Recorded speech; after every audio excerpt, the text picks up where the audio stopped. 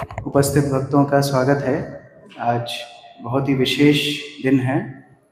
आज श्री जगन्नाथ बलदेव सुभद्रा 2 हफ्ते के बीमारी के बाद ठीक हुए हैं और आज के महोत्सव को नेत्रोत्सव भी बोलते हैं, नेत्रोन्मिलन भी बोलते हैं। और इसी के साथ जुड़ी हुई है श्री चैतन्य महाप्रभु की एक बहुत विशेष कथा।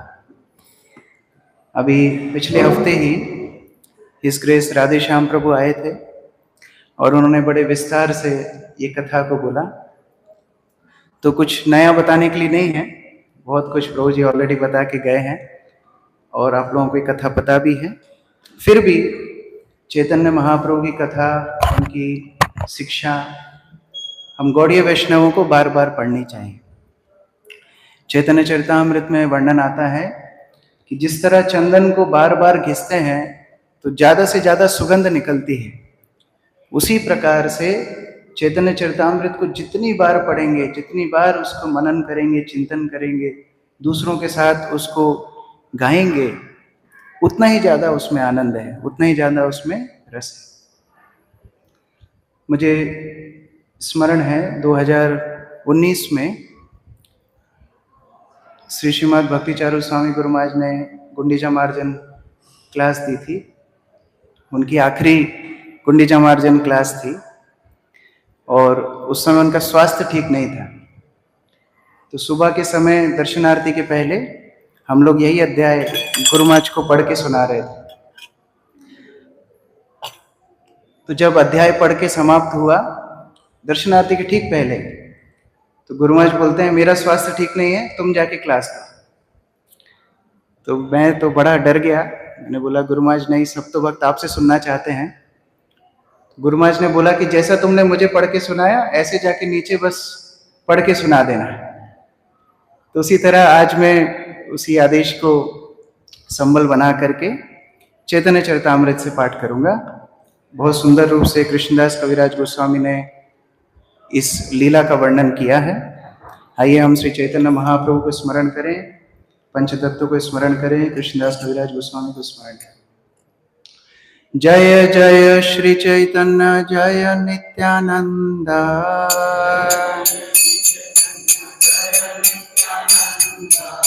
जय जय श्री चैतन्य जय नित्यानंद,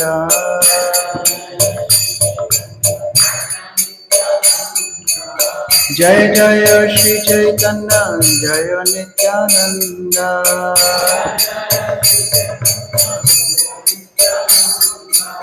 जय अद्वैत चंद्र जय गौर भक्त वृंद,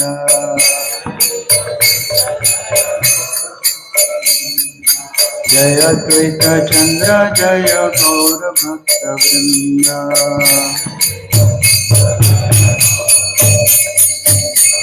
जय जय श्री चैतन्य जय नित्यानंद,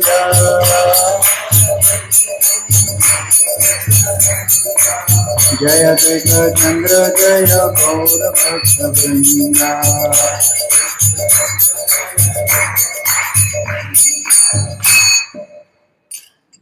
हम लोग अभी भजन गा रहे थे वासुदेव घोष का, जिसमें वासुदेव घोष बताते हैं जय गौर से ही कृष्ण से ही जगन्नाथ।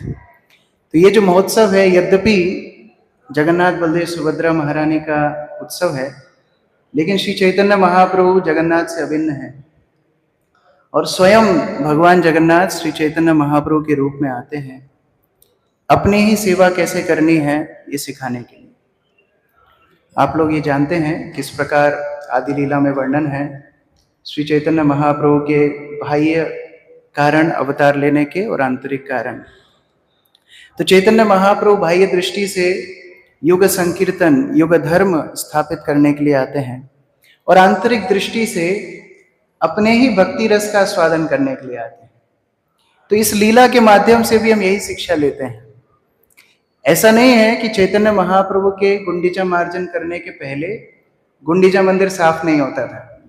गुंडीचा मंदिर जब से महाराज इंद्रद्युम्न ने शुरुआत की है तब से ही साफ होता होगा, तब से ही तैयारियां होती होंगी। लेकिन ये कथा क्यों विशेष है? क्योंकि साक्षात जगन्नाथ चैतन्य महाप्रभु के रूप में आके अपनी ही सेवा का आस्वादन करते हैं, अपने ही भक्तों के साथ सेवा करने का आदान प्रदान करते हैं। इसीलिए ये लीला और मधुर बन जाती है। श्री चैतन्य महाप्रभु जब संन्यास लेने के बाद नवदीप नित्यानंद प्रभु लेकर के गए और उसके बाद माता सची के आदेश पर जगन्नाथपुरी रहने का निश्चय किए, तो जगन्नाथ के दर्शन प्रथम बार करके चैतन्य महाप्रभु मूर्छित हो गए। गर्भगृह में प्रवेश किए। जगन्नाथपुरी में 4 ग्रह हैं, पहला भोग मंडप, फिर नाट्य मंडप, फिर जगमोहन और फिर गर्भगृह। तो चैतन्य महाप्रभु प्रथम बार जगन्नाथ को दर्शन किए, 4 ग्रह पार करते हुए गर्भगृह में जाके मूर्छित हो गए। और वहां पर सार्वभौम भट्टाचार्य चैतन्य महाप्रभु को अपने घर में लेकर के जाते हैं। चैतन्य महाप्रभु की चेतना उनके भक्तों के द्वारा संकीर्तन करने के बाद पुनः आती है और फिर 7 दिन तक सार्वभौम भट्टाचार्य उनको वेदांत इत्यादि का दर्शन समझाते हैं। चैतन्य महाप्रभु सार्वभौम भट्टाचार्य का उद्धार करते हैं। जब सार्वभौम भट्टाचार्य का उद्धार हो जाता है तब ये खबर दूर दूर तक पहुंच जाती है, क्योंकि पूरे भारतवर्ष से सार्वभौम भट्टाचार्य के पास शिक्षा लेने के लिए लोग आते थे। तो जब सार्वभौम भट्टाचार्य चैतन्य महाप्रभु को साक्षात भगवान स्वीकार कर लिए, तो पूरे भारतवर्ष के लोग और मुख्यतः उड़िया और गौड़िया भक्त, ये सभी लोग चैतन्य महाप्रभु के दर्शन के लिए लालायित हो गए। तो सभी लोग जगन्नाथपुरी में आने लगे। लेकिन चैतन्य महाप्रभु दक्षिण यात्रा पे चले गए। दक्षिण भारत की यात्रा में 2 साल लगभग चैतन्य महाप्रभु भ्रमण करते रहे। तो ये सभी भक्त जैसे चातक पक्षी वर्षा की प्रतीक्षा करता है, उसी प्रकार से ये सारे भक्त चैतन्य महाप्रभु के पुनः पुरी आने के लिए प्रतीक्षा कर रहे थे। भगवान जगन्नाथ का अनवसर तो 2 सप्ताह का था, ये चैतन्य महाप्रभु का अनवसर 2 साल का हो गया। तो सभी भक्त बड़े लालायित थे चैतन्य महाप्रभु से मिलने के लिए। तो जब ये सूचना आई कि चैतन्य महाप्रभु जगन्नाथपुरी आ रहे हैं और अलारनाथ पहुंचे थे, अलारनाथ जगन्नाथपुरी से लगभग 18 किलोमीटर दूर है, तो अलारनाथ तक सारे भक्त पहुंच गए थे चैतन्य महाप्रभु को वेलकम करने के लिए। हम लोग भी देखते हैं जितनी उत्सुकता होती है उतना थोड़ा बाहर जाते हैं। जूनियर भक्त है तो 2 भक्त यहाँ खड़े हो जाते हैं, फिर और कोई सीनियर भक्त आ रहा है तो थोड़ा और बाहर, गुरुमा जाते थे तो हम पूरी रोड घेर लेते थे। तो जितना प्रेम होता है उतना आगे जाने की इच्छा होती है। तो 18 किलोमीटर दूर भक्त लोग चले गए थे अलारनाथ चैतन्य महाप्रभु का स्वागत करने के लिए। और चैतन्य महाप्रभु जब जगन्नाथपुरी में आए तो उसके बाद भक्तों ने निवेदन किया, महाप्रभु अब आप कहीं नहीं जाना, अब आप इधर ही रहना है। तो चैतन्य महाप्रभु अपने भक्तों के साथ फिर आदान प्रदान शुरू करते हैं। तो कई सारी लीलाएं होती हैं। ये लीला आती है, प्रोजेक्शन कर सकते हैं, है संभव? मोबाइल से भी हो जाता है ना? चैतन्य चरितामृत मध्य लीला अध्याय 12 श्लोक 71। मध्य लीला अध्याय 12 cleansing of Gundicha temple verse 71। तो चैतन्य महाप्रभु जब जगन्नाथपुरी में रहने लगे तो ये प्रथम रथ यात्रा चैतन्य महाप्रभु अभी देखने वाले हैं। इससे पहले चैतन्य महाप्रभु रथ यात्रा का दर्शन नहीं किए, ये पहली बार रथ यात्रा का दर्शन करने वाले हैं। तो व्यवस्थाएं तो बहुत पहले से होती हैं, अक्षय तृतीया से ही रथ बनना शुरू हो जाते हैं। कई व्यवस्थाएं पुरी में हो ही रही थी। चैतन्य महाप्रभु विचार करने लगे कि हम कौन सी सेवा करेंगे। तो चैतन्य महाप्रभु ने निश्चय किया कि हम गुंडीचा मंदिर को साफ करेंगे। ये गुंडीचा मंदिर वही महल है जिसमें राजा इंद्रद्युम्न और गुंडीचा माता जो उनकी पत्नी थी वो रहा करती थी। और इसी गुंडीचा मंदिर में अनंत महाराणा ने जगन्नाथ बलदेव सुभद्रा के विग्रह तैयार किए। उसके बाद नारद मुनि के निर्देश पे इंद्रद्युम्न महाराज ने नीलाचल पर श्री मंदिर बनाया। बाद में ब्रह्मा जी के मार्गदर्शन में प्राण प्रतिष्ठा इत्यादि हुई। लेकिन मुख्यतः गुंडीचा मंदिर में उनके विग्रह का तैयारी हुई। तो जब भगवान को गुंडीचा मंदिर से श्री मंदिर ले जाने लगे तो जो महाराज इंद्रद्युम्न की पत्नी थी गुंडीचा रानी, वो बोलने लगी कि आपको इतने कठिन प्रयास के बाद हमने प्राप्त किया है और आप अब हमको छोड़ करके जा रहे हैं। जब आप श्री मंदिर में स्थापित हो जाएंगे तो वहां तो बड़े कुलीन ब्राह्मण आपकी सेवा करेंगे, तो मुझे अपनी सेवा देने का मौका कब मिलेगा? तब भगवान जगन्नाथ उनको आश्वासन देते हैं कि मैं साल में 1 हफ्ते के लिए आपके पास आऊंगा और 1 हफ्ते आपको जितनी सेवा करनी है उतनी सेवा आप कर सकते हैं। तो गुंडीचा मंदिर में जब भगवान जगन्नाथ आते हैं तो वृंदावन भाव से उनकी सेवा होती है। कोई ऐश्वर्य श्रृंगार नहीं होता है, उनको बड़ी साधारण सी धोती पहना देते हैं, एक पट्टा ऊपर से डाल देते हैं, बस यही उनका श्रृंगार है, क्योंकि वृंदावन में तो भगवान ऐसे ही विहार करते थे। तो ये गुंडीचा मंदिर वृंदावन के समान माना गया है। चैतन्य महाप्रभु निश्चय करते हैं कि वो गुंडीचा मंदिर को साफ करेंगे। हम सब दोहराएंगे, एई मत नाना रंगे दिनकत गेला, जगन्नाथे रथ यात्रा निकट हैला। इस प्रकार प्रतिदिन जब आनंद होता है तो दिन जल्दी बीतते हैं, तो इस तरह बहुत सारे दिन निकलते गए चैतन्य महाप्रभु की संगति में और रथ यात्रा का समय आ गया। प्रथमे काशी मिश्र प्रभु बुलाइला, परीक्षा पात्र सार्वभौमे बुलाइया अनिला। 3 लोगों को बुलाया और चैतन्य महाप्रभु उनसे आज्ञा मांग रहे हैं। एक सार्वभौम भट्टाचार्य जो महाराज प्रताप रुद्र के मुख्य पुरोहित थे, मंदिर के मुख्य पुजारी और काशी मिश्र, इन तीनों को बुलाया और इन तीनों को बुला करके 3 जन पाशे प्रभु हसिया कहिला, गुंडीचा मंदिर मार्जन सेवा मांगी नीला।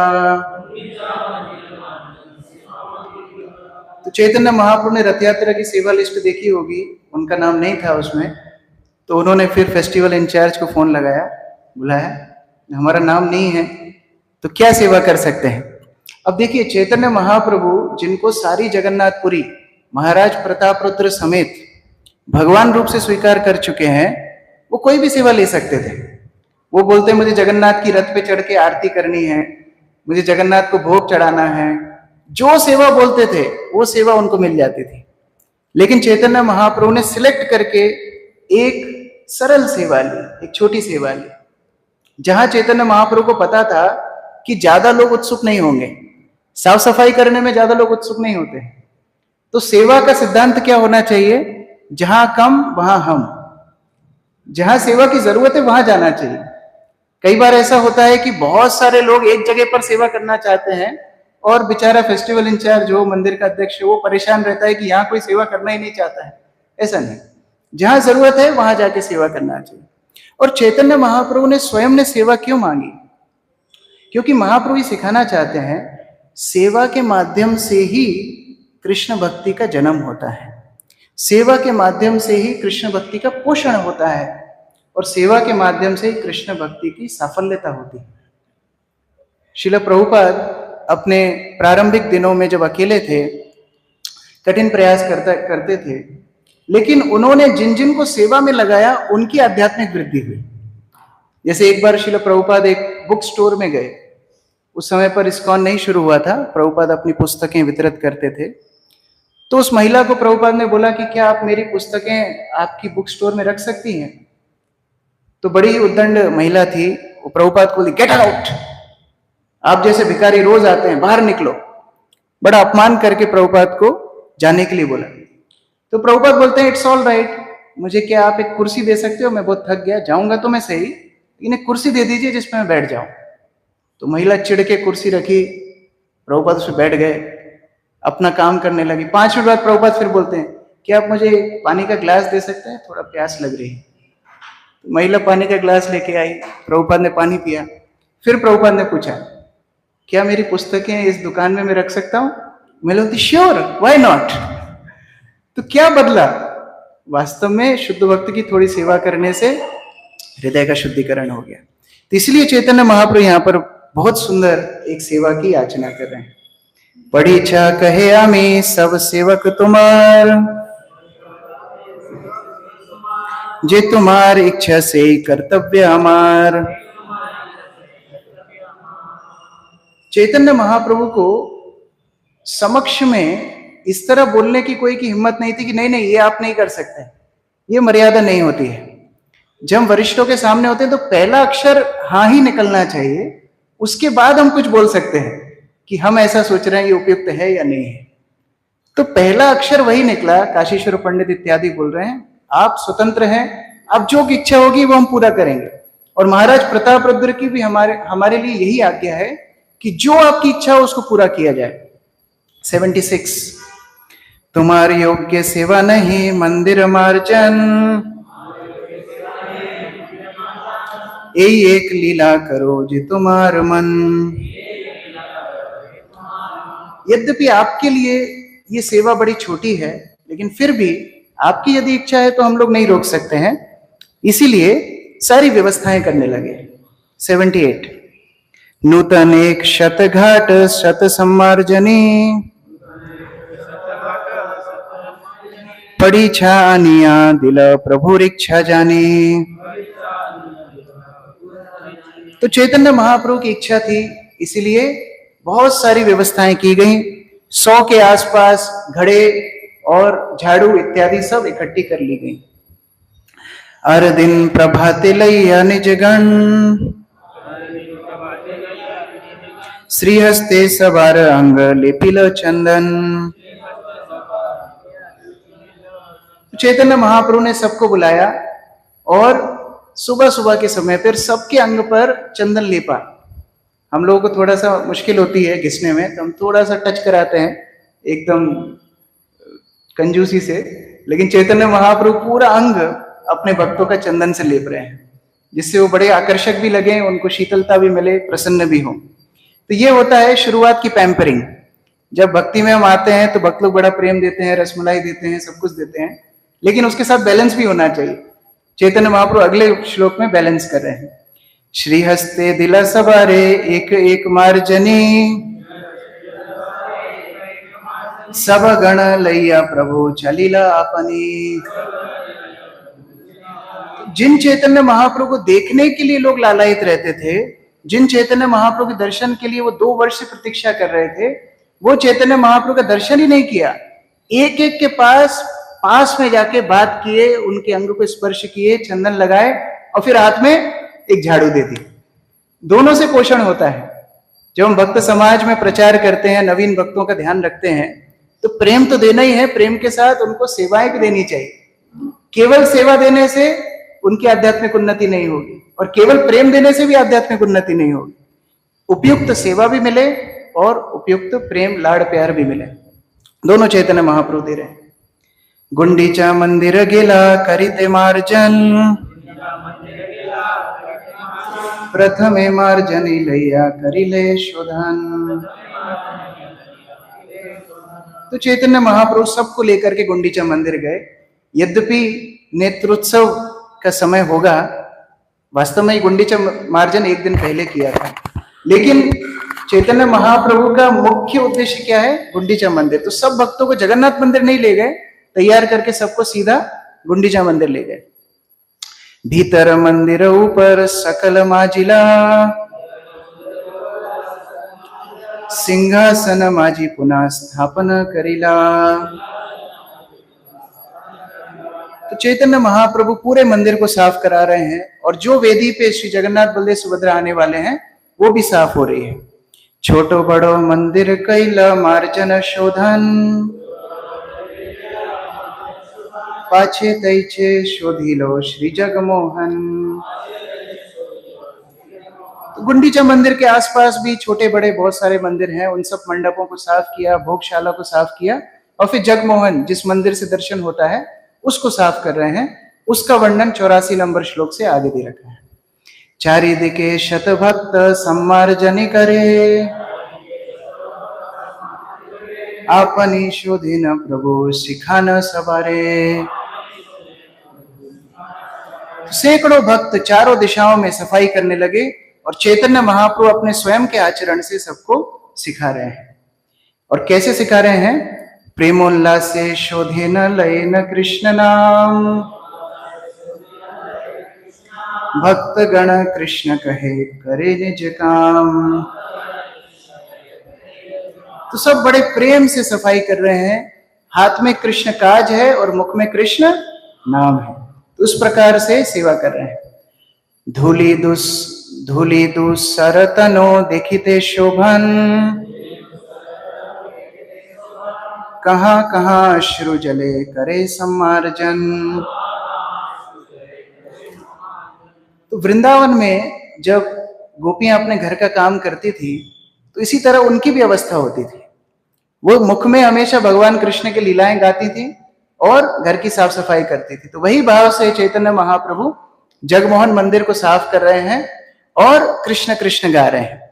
लेकिन क्योंकि धूल मिट्टी इतनी थी, पूरे चैतन्य महाप्रभु के श्रीअंग पर धूल लग गई। जैसे कृष्ण जब गोधूली बेला में वृंदावन वापस आया करते थे तो समय पर पूरे के पूरे काले कृष्ण व्हाइट वॉश हो जाते थे, गोरे हो जाते थे, धूल से पूरा अंग ढक जाता था। और इसलिए भगवान का एक और नाम है पांडुरंग। पांडुरंग मतलब, पांडु मतलब जो हल्का सफेद होता है, और रंग मतलब जिसकी कांति अब ऐसी हो गई है। तो कृष्ण की वो अवस्था जहां वो धूल से ढक जाते हैं और सफेद जैसे हो जाते हैं, वो पांडुरंग। तो उसी तरह से यहां पर चैतन्य महाप्रभु का पूरा श्रीअंग धूल से ढक गया और अपने अश्रुओं से ही वो मंदिर को साफ कर रहे हैं। जल की आवश्यकता भी नहीं है, वो अपने अश्रुओं से साफ कर रहे हैं। भोग मंदिर शोधन करी शोधिल प्रांगण, सकल आवास क्रमे करिलो शोधन। तो एक एक क्रमबद्ध रूप से कर रहे हैं। पहले मंदिर साफ किया, फिर कैंपस साफ किया, फिर जो रहने के आवास थे वो सब भी साफ किए। गेस्ट हाउस किया होगा शायद। तृण धूलि झिंकुर सब एकत्र करिया, बाहिर वासे लैया फिलाए बाहिर करिया। तो जितने तृण धूल इत्यादि थे, रेत इत्यादि थी, सबको चैतन्य महाप्रभु ने अपने स्वयं के बाहिरवास से सफाई करना शुरू किया। ए मत भक्त गण करी निज वासे, तृण धूलि बाहिर फिलाए परम हरिषे। तो सभी लोग बड़े प्रेम से सेवा कर रहे थे, बड़े प्रेम से सफाई कर रहे थे। हम लोग भी भक्त समुदाय में कई बार इस तरह चर्चा करते हैं, अरे सब भक्तों को प्रेम से सेवा करने दो, खुश रहो, happy devotee is good preacher, सब बढ़िया, हैप्पी गो लकी, सब अपनी अपनी सेवा करो। लेकिन उसके साथ चैतन्य महाप्रभु ने थोड़ा बैलेंस भी रखा, क्योंकि वास्तव में सामान्यतः स्पॉन्टेनियसली हमारी चेतना आलस की ओर ही जाएगी, कलयुग के जीव हैं। तो चैतन्य महाप्रभु एक बैलेंस भी रख रहे हैं। प्रभु कहे केकत करी अच्छे सम्मार्जन, तृण धूलि देखी ले जानी बे परिश्रम। तो एटीट्यूड अच्छा होना तो जरूरी है, लेकिन मैग्नीट्यूड भी चाहिए, सेवा के फल भी आने चाहिए। हम गुरु कृष्ण की सेवा के आंदोलन में जुड़े हैं, तो कितनी सेवा करना है ये भी प्रेम का लक्षण है। ऐसा नहीं कि हाँ मेरा तो भाव अच्छा है, मैं जितना करूंगा उतना अच्छा, नहीं, थोड़ा थोड़ा अपनी सेवा को बढ़ाना चाहिए। ज्यादा सेवा प्रेम का लक्षण है। तो उस प्रकार चैतन्य महाप्रभु बोल रहे हैं, कौन कितनी सफाई कर रहा है मैं सुनिश्चित करूंगा कि कितनी धूल कंकड़ किसने इकट्ठे किए। सवार झंटन भोजा एकत्र करिया, सभा हईते प्रभुर भुजा अधिक हैला। प्रेम जिसका ज्यादा, सेवा उसकी ज्यादा। तो इस प्रकार से चैतन्य महाप्रभु ने सबके बराबर, सबने जितना मिला करके नहीं इकट्ठा किया था गंदगी, उससे ज्यादा चैतन्य महाप्रभु ने एकत्र की। ए मत अभ्यंतर करिल मार्जन, पुनः सब करे दिला करिया वंटन। उसके बाद जब मुख्य मंदिर साफ हो गया तो सबको अलग अलग स्थान बांट दिए। सब एक ही जगह पे सफाई करेंगे तो कुछ सफाई नहीं होगी। जैसे जब गुरु महाराज सफाई कर रहे थे 2019 में, यहाँ से शुरू किया था जहाँ नीलकंठेश्वर प्रभु बैठे हैं, तो सारे भक्त वहीं पर आ गए थे। तो गुरु महाराज ने बोला तुम उधर जाओ, तुम उधर जाओ, तुम उधर जाओ। तो चैतन्य महाप्रभु के साथ भी ऐसे ही हुआ होगा, जहां चैतन्य महाप्रभु सफाई कर रहे होंगे सब भक्त वहीं सफाई करना चाह रहे होंगे। महाप्रभु ने सबको अलग अलग स्थान दे दी, अलग अलग जगह सफाई करो। सब वैष्णव लैया जबे दुई बार शोधिला, देखी महाप्रभुर मने संतोष हैला। अब दूसरी बार, अभी ये सब अभी झाड़ू चल रही है, पानी का काम नहीं है, अभी सूखी सफाई चल रही है। तो दूसरी बार फिर सूखी सफाई हुई, चैतन्य महाप्रभु बड़े प्रसन्न हुए। अरशत जनशत घाटे जल भरी, प्रथमे लाइया अच्छे कल अपेक्षा करी। तो भक्त लोग प्रतीक्षा कर रहे थे कि जब सूखी सफाई हो जाएगी तब हम पानी डालेंगे, है ना। हम लोग पहले ही पानी डाल देते हैं तो और गंदा हो जाता है। पहले सूखी सफाई, उसके बाद पानी डालना है। तो ये लोग घड़ा लेके तैयार थे कि जैसे ही महाप्रभु बोलेंगे हम लोग पानी डाल देंगे। जलान बलि जबे महाप्रभु कहिला, तबे शत घाट आने प्रभु आज्ञा दिला। तो उस तरह चैतन्य महाप्रभु ने जब आज्ञा दी तो सभी लोग पानी लेकर के आए। चैतन्य महाप्रभु ने पहले मुख्य मंदिर प्रांगण की सफाई की, छत पे पानी डालना शुरू किया। सबसे पहले छत पे पानी डाला, फिर दीवारों पे पानी डाला, और वो पानी नीचे तो आए गई, फिर उस पानी को साफ करते हुए बाहर निकाला। तो उस तरह सफाई हो रही थी। श्रीहस्ते 99 श्रीहस्ते करे न सिंहासनिर मार्जन, प्रभु आके जल अने दिया भक्तगण। इस तरह चैतन्य महाप्रभु अपने हाथ से भगवान जगन्नाथ की वेदी को साफ कर रहे थे और भक्त लोग जल लाके महाप्रभु को दे रहे थे। कुछ नटखट भी थे, महाप्रभु जब व्यस्त थे तो चुपचाप कुछ भक्त महाप्रभु के पैर पे जल डाल रहे थे, कुछ लोग पी रहे थे, कुछ दूसरे मांग रहे थे जिनकी हिम्मत पास में आने की नहीं, तो बोले थे हमको दूर से ही दे दो, तो वो लोग पी रहे थे। ऐसा मजा भी साथ साथ में चल रहा था। 104 निज वस्त्र कैल प्रभु गृह सम्मार्जन, महाप्रभु निज वस्त्रे माजिल सिंहासन। तो इस तरह महाप्रभु अपने स्वयं के वस्त्रों से सारी सफाई स्वयं कर रहे थे। 110 घाटे घटे थे की कत घट भंग गिला, शत शत घट लोक तहां लैया आइला। ऐसा नहीं है सब कुछ बहुत अच्छे से चल रहा था, फ्लावरी वर्ल्ड ऐसा नहीं था, लेकिन कुछ मटके फूट भी रहे थे। लोग लेके जा रहे थे, आपस में टकरा रहे थे, कुछ मटके फूट भी रहे थे। तो ऐसा नहीं है लोग एक दूसरे के ऊपर क्रोधित हो रहे थे। तो कई बार सेवा में खटपट होती है और होना चाहिए भी, नहीं तो भौतिक संसार में मजा क्या है। तो खटपट तो होगी, लेकिन फिर हमारे उद्देश्य को हमको स्मरण रखना चाहिए कि उद्देश्य है भगवान की सेवा। तो मटके फूट रहे थे, लेकिन फिर उत्साह सेवा का था। क्यों था? बहुत महत्वपूर्ण। 112 कृष्ण कृष्ण कही करे घटेर प्रार्थन, कृष्ण कृष्ण कही करे घट समर्पण। क्यों कर रहे थे? क्योंकि सदैव मुख में कृष्ण नाम था।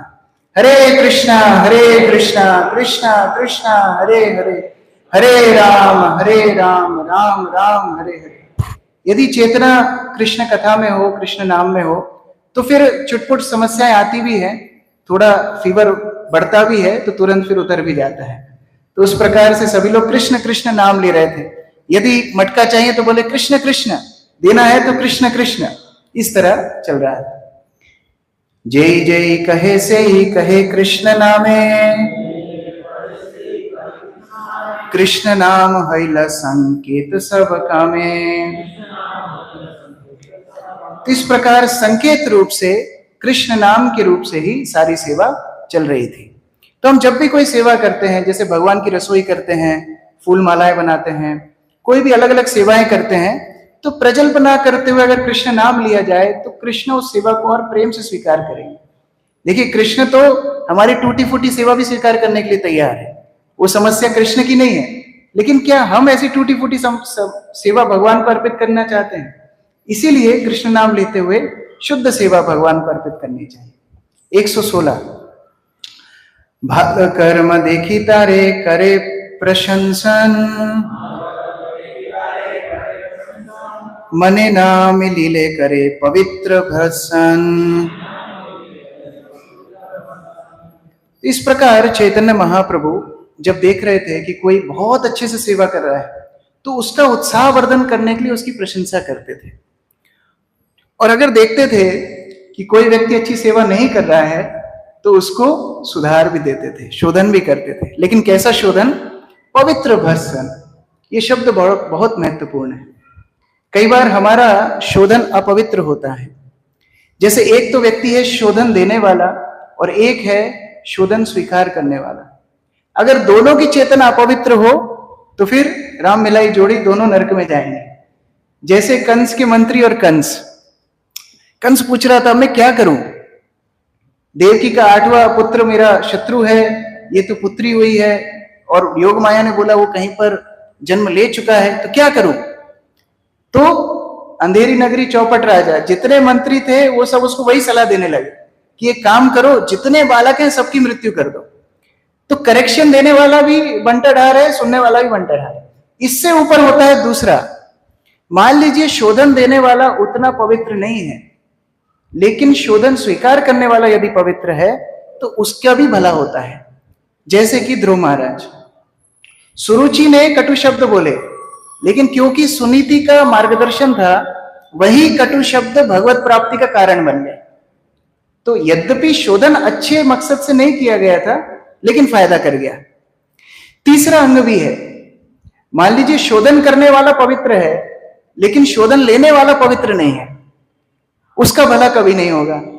जैसे विदुर दुर्योधन को शोधन कर रहे हैं, शोधन करने वाला पवित्र है लेकिन लेने वाला पवित्र नहीं है। रावण विभीषण रावण को सलाह दे रहे हैं, रावण विभीषण का ही त्याग कर देता है और उसी समय से उसका दुर्भाग्य शुरू हो जाता है, रावण अभागा बन गया। लेकिन यहां पर दोनों ही पवित्र हैं, शोधन देने वाला भी पवित्र है और शोधन स्वीकार करने वाले भी पवित्र है। इसलिए चैतन्य महाप्रभु जब कोई सेवा अच्छे से नहीं करता था उसके पास जाते थे और उसको बोलते थे, तुम्हें भाला करिया छे सिखा अन्य रे, ए मत भाला कर्म से हो जे न करे,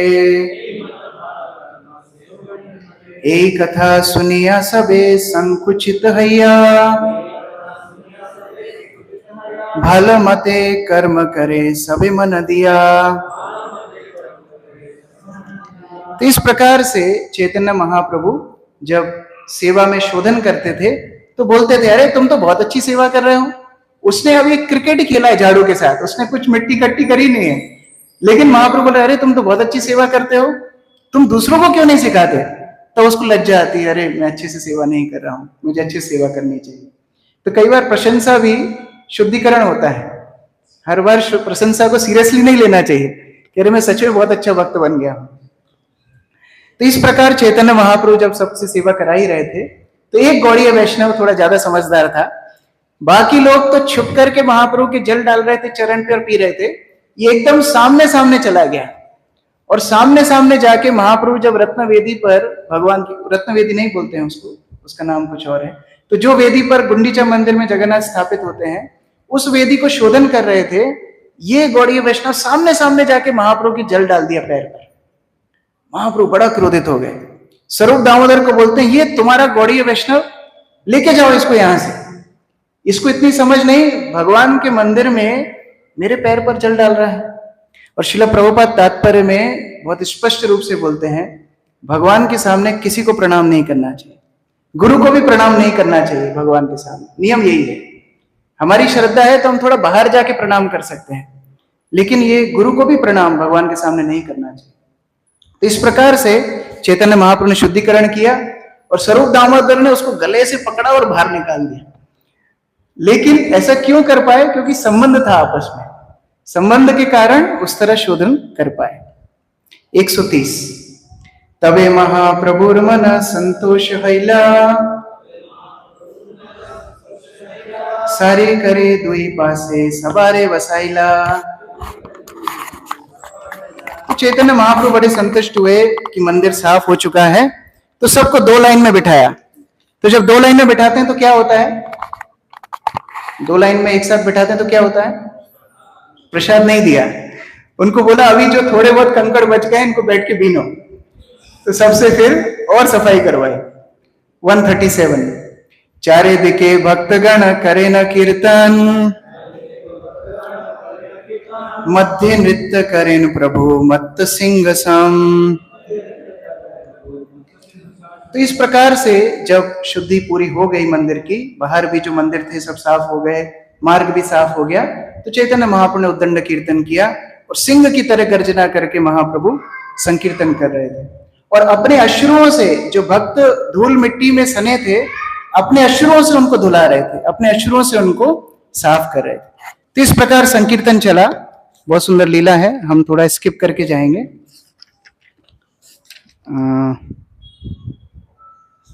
फिर प्रसाद हुआ, सबके लिए प्रसाद लाया गया। चैतन्य महाप्रभु ने बोला, आप सब ये बड़ी बड़ी मिठाइयाँ, पकवान, पकौड़े ये सब लीजिए और मुझे थोड़ा सा लफड़ा व्यंजन दे दीजिए, थोड़ा सा शाक इत्यादि दे दीजिए। तो जैसे ही ऐसे बोल रहे थे तो जगदानंद पंडित आके सामने खड़े हो गए और आंखें दिखाने लगे। तो चैतन्य महाप्रभु को याद आ गया, अगर इनकी बात मैं नहीं मानूंगा तो 3 दिन तक ये उपवास करेगा। तो चुपचाप महाप्रभु को जो परोसते गए वो खाते गए। जब जगदानंद पंडित से लेना बंद कर दिया तो स्वरूप दामोदर ने फिर हुक्म का इक्का डाला। महाप्रभु बोलते, महाप्रभु देखिए जगन्नाथ को कैसा भोग लगाया, आप नहीं टेस्ट करेंगे तो पता कैसे पड़ेगा अच्छा लगा है कि नहीं, तो थोड़ा थोड़ा और टेस्ट कीजिए। ऐसे करके महाप्रभु को बहुत सारा प्रसाद प्राप्त कराया। हम लोग और आगे जाएंगे। हाँ, 178 तो हुआ ऐसा कि जब महाप्रभु प्रसाद ले रहे थे उसी समय पर सार्वभौम भट्टाचार्य भी बैठे थे और चैतन्य महाप्रभु चुन चुनकर सार्वभौम भट्टाचार्य को अच्छे अच्छे पकवान खिला रहे थे और सार्वभौम भट्टाचार्य बड़े प्रेम से खा भी रहे थे। तो जब इस तरह दृश्य देखा तो सार्वभौम भट्टाचार्य ने थोड़ा सा विचार किया। 179 गोपीनाथ आचार्य उत्तम महाप्रसादानी सार्वभौमे दिया कहे सुमधुर वाणी। तो गोपीनाथ आचार्य आए और उन्होंने बहुत सारे अच्छे अच्छे पकवान सार्वभौम भट्टाचार्य की थाली में रख दिए। अब सार्वभौम भट्टाचार्य से कह रहे हैं, कहा न भट्टाचार्य पूर्व जड़ व्यवहार, कहा एक प्रेमानंद करह विचार। सार्वभौम कहे आमी तार्किक कुबुद्धि, तुम्हार प्रसादे मोर यही संपद सिद्धि। महाप्रभु बिना के हो नहीं दयामय, काकेर गरुड़ करे ऐछे कौन है। तो चैतन्य महाप्रभु के गुणगान करते हुए सार्वभौम भट्टाचार्य बोल रहे हैं, गोपीनाथ आचार्य ने जब उनको बोला कि कहा तो आप बड़े तार्किक थे और कहा अभी इतने रसिक भक्त बन गए, कैसे ऐसे हुआ। तो सार्वभौम भट्टाचार्य पहले गोपीनाथ आचार्य को बोलते हैं कि आपकी संगति के कारण मैं कहाँ तार्क में लगा हुआ था और कहाँ अपने भक्ति का रस मुझे दे दिया है। और ये क्यों संभव है, क्योंकि चैतन्य महाप्रभु के अंदर ही सक्षमता है कि वो कौवे को भी गरुड़ बना सकते हैं। तो इस तरह चैतन्य महाप्रभु की कृपा का गुणगान होने लगा। अभी थोड़ा सा हंसी और आगे नित्यानंद अद्वैत संवाद 188 अद्वैत नित्यानंद वसिया छेने कठाए, दुई जने क्रीड़ा कलह लागिल तथाए। तो जिस तरह मूवी में थोड़े इमोशंस होते हैं, तो सार्वभौम भट्टाचार्य का इमोशनल सीन चल रहा था, लेकिन फिर ह्यूमर भी चाहिए, तो यहाँ पर ह्यूमर चल रहा है। तो नित्यानंद प्रभु और अद्वैत आचार्य साथ में बैठे हैं और आपस में बात कर रहे हैं। अद्वैत कहे अवधूत तेर संगे एक पंक्ति, भोजन करेलो ना जानी हबे कौन गति। किसने बिठा दिया मुझे इस अवधूत के साथ एक ही लाइन में, अब मेरी क्या गति होगी इसका निर्णय मैं नहीं कर पा रहा हूं। तो कोई ने बोला चैतन्य महाप्रभु ही तो बैठे हैं यहीं पर, तो चैतन्य महाप्रभु बैठ सकते हैं, आप नहीं बैठ सकते। बोलते हैं प्रभु तो सन्यासी उहार नहीं अपच्च, अन्न दोष सन्यासी र दोष नहीं हाय। बोले मैं गृहस्थ ब्राह्मण हूं, ये सन्यासी है, सन्यासी को कोई अपवित्रता स्पर्श नहीं करती, लेकिन मुझे तो ध्यान रखना चाहिए ना, तो हर किसी के साथ में बिठा दिया मुझे। जन्म कुल शिलाचार ना जानी जहां, तार संगे एक पंक्ति बड़ अनाचार। ये तो बड़ा अत्याचार है। जिसके जन्म का पता नहीं, जाति का पता नहीं, कुल का पता नहीं, वर्ण का पता नहीं, आश्रम का पता नहीं, उसके साथ मुझे बिठा दिया, बड़ा अत्याचार। तो नित्यानंद प्रभु कह रहे हैं, नित्यानंद कहे तुम्हें अद्वैताचार्य, अद्वैत सिद्धांत बड़े शुद्ध भक्ति कार्य, बाधे शुद्ध भक्ति कार्य। तुम्हारा नाम ही अद्वैत आचार्य, अद्वैतवादी हो तुम, और मायावादी भाष्य सुनीले होए सर्वनाश। तो हमारी भक्ति में बाधा हो तुम, तुम्हारे साथ बैठना एक्चुअली हमारे लिए गड़बड़ है। तुम्हारा सिद्धांत संगे करे जय जने, एक वस्तु विना से द्वितीय नहीं माने। हिन तुम्हार संगे मोर एकत्र भोजन, न जानी तुम्हारे संगे कैचे है मन। तो पता नहीं अब मेरी मानसिक स्थिति क्या होगी, तुम्हारे साथ मैंने भोजन किया है। इस तरह प्रेम कला चलती रही। चैतन्य महाप्रभु ने प्रसाद के बाद सभी भक्तों के दोबारा से माल्यार्पण किया, अपने हाथों से चंदन लगाया, ये सब कार्य हुए। अब लास्ट में 4-5 मिनट, क्योंकि आपको अगर श्रुति फल नहीं मिलेगा तो फिर क्लास फल नहीं मिलेगा उसका, तो 2-4 मिनट बस। 204 अर दिन जगन्नाथेर नेत्रोत्सव नाम, महोत्सव होइला भक्तेर प्राण समान। फिर महाप्रभु सब भक्तों को लेकर के नेत्रोत्सव के लिए गए, और इतने दिन से जो भगवान जगन्नाथ का दर्शन नहीं किया था, सभी भक्तों का हृदय सूख सा गया था। सभी लोगों को साथ में लेकर के गए, और पहले से भी कई लोग थे तो बहुत सारी भीड़ थी। आगे आगे काशीश्वर पंडित भीड़ हटा रहे थे, पीछे गोविंद चल रहे थे, बहुत सारे भक्त साथ में महाप्रभु के गए। परमानंद पुरी, ब्रह्मानंद भारती, स्वरूप दामोदर, अद्वैत आचार्य, ये दोनों तरफ से महाप्रभु के लिए भीड़ से सुरक्षा कर रहे थे। और साथ में भक्तगण जगन्नाथ का कीर्तन करते करते मंदिर में प्रवेश करते हैं। 210 अभी जो चैतन्य महाप्रभु कभी गरुड़ स्तंभ के पार नहीं जाते थे, वो चैतन्य महाप्रभु मर्यादा लंघन करते हैं। 210 दर्शन लोभेते करी मर्यादा लंघन, भोग मंडपे जया करे श्रीमुख दर्शन। चैतन्य महाप्रभु भोग मंडप तक चले गए और आगे चले गए, और भगवान जगन्नाथ के दर्शन कर रहे हैं। जैसे कोई भंवरा कमल पुष्प के आसपास मंडराता है, उस तरह चैतन्य महाप्रभु जगन्नाथ के दर्शन में अपने नेत्र को बाधित कर देते हैं। और जितना आनंद चैतन्य महाप्रभु को जगन्नाथ के दर्शन करके आता है, उसका वर्णन करना असंभव है।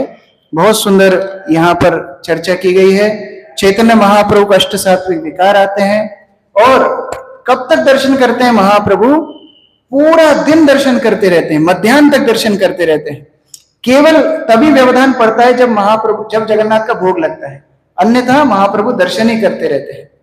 219 दर्शन आनंदे प्रभु सब पासरिला, भक्त गण मध्यान करीते प्रभु लैया गिला। और इतना मंत्र मुग्ध हो गए जगन्नाथ का दर्शन करते करते कि सब कुछ भूल गए। तब भक्तों को याद आया महाप्रभु को अब प्रसाद देना चाहिए, तो जबरदस्ती महाप्रभु को मध्याह्न के समय पर लेकर के गए, और इस तरह गुंडीचा मार्जन की कथा समाप्त हुई। गुंडीचा मार्जन लीला संक्षेपे कहिला, जहां देखी सुनी पापीर कृष्ण भक्ति हैला। तो ये कृष्णदास कविराज गोस्वामी का श्रुति फल है।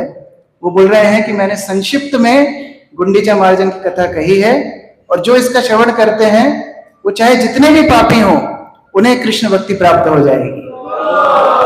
श्री रूप रघुनाथ पदे जार आश, चैतन्य चरितामृत कहे कृष्णदास।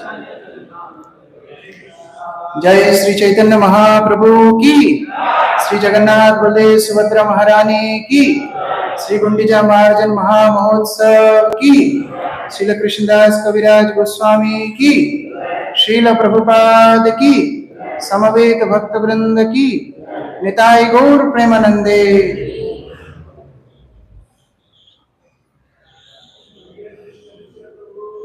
जय